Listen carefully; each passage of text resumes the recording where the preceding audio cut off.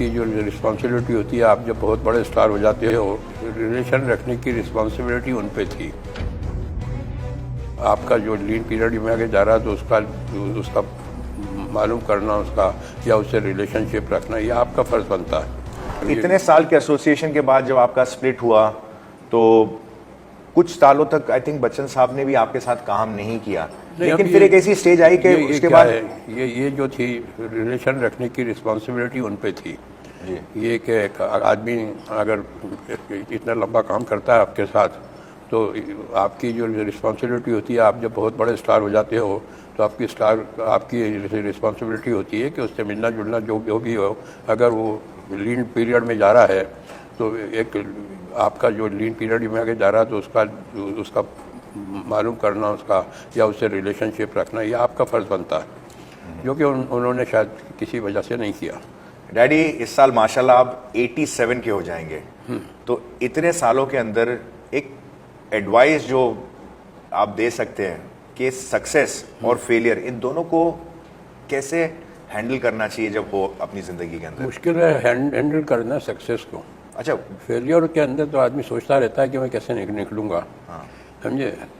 Success سے دماغ خراب ہو جاتے ہیں، یعنی ایٹیٹیوڈ چینج ہو جاتا ہے، سب کچھ کہتا ہے میں نے کیا ہے، سب کچھ کیا، اس سے بچنا بہت ضروری ہے. تو کیا ایڈوائس؟ بہت سے ایک ہالی ووڈ کے ایک ڈائریکٹر نے کہا ہے success has destroyed more people than failures. سمجھے یار، اتنا ہو جاتا ہے کہ اسکرین پہ مطلب بیٹھتے ہیں اسٹوری پہ تو اپنی جو پاسٹ کی فلمیں ہیں نا کہ وہ بات نہیں آ رہی ہے، ہمیشہ کوئی.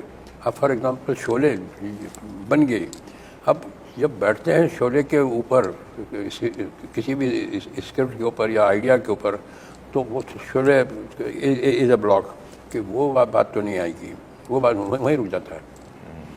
تو یہ جو ہے سکسیس جو ہے یہ ڈینجرس ہے. تو اس سے کیا سیکھ لینا چاہیے؟ اس کا کیا مطلب ڈسپلن کیا آنا چاہیے؟ Humility is the only thing.